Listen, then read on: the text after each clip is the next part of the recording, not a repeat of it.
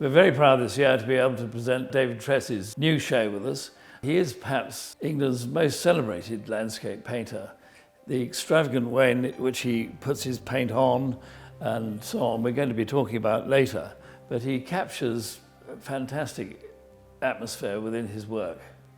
In a more topographical painting, we're sort of looking at the landscape from a position above this steep slope here and viewing down into the valley.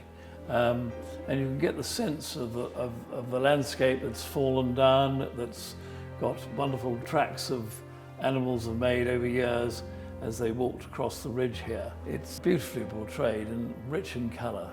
This year particularly, I'm very proud of the catalogue, because within it is some really interesting writing by David, which tells us an awful lot of the thinking he has about landscape and what he finds in it.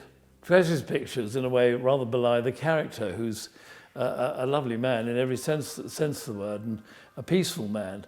But when you see him painting and creating these works, the actual construction is almost quite violent. They start with drawing in the landscape, observation, and he takes back all these notes back to his studio where they're created. And the intensity of the paintings are in that his ability to, if you like, break down what he's seen through and bring the best out of what his notes are offering him, and laying down these pieces of paper on top of each other with strong marks and colour.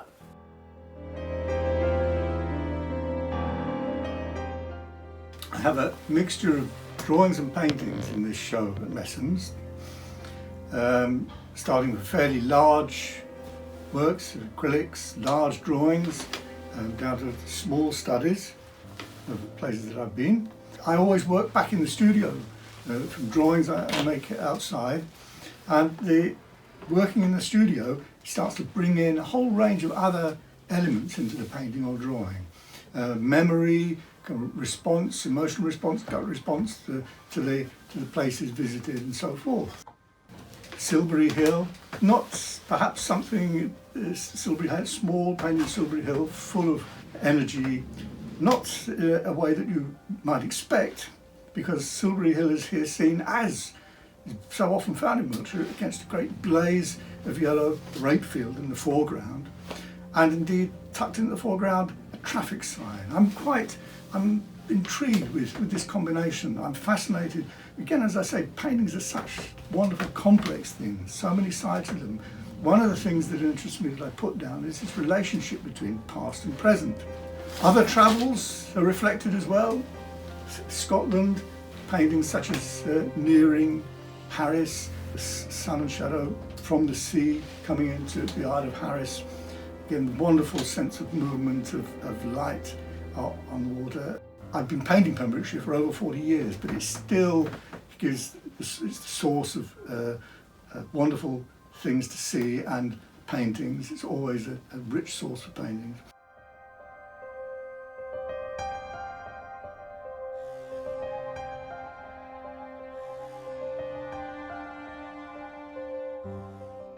The show also reflects my fascination with churches and from church visits, such as on a large scale, the big drawing, the yew, the source, the sarsen, Alton Priors.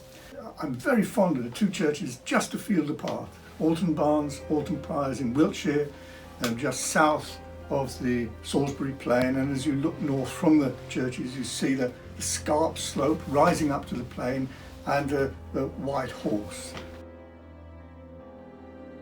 There's some studies there of originally, I suppose, more intimate. They're still kind of very powerfully painted, but vigorously layered, and resulting in very considerable textures. But paintings about still moments, almost secret moments in winter woodland, small patches of sun lighting up parts of the wood, or some of the interesting rocky outcrops that push through this essential plateau of northern Pembrokeshire.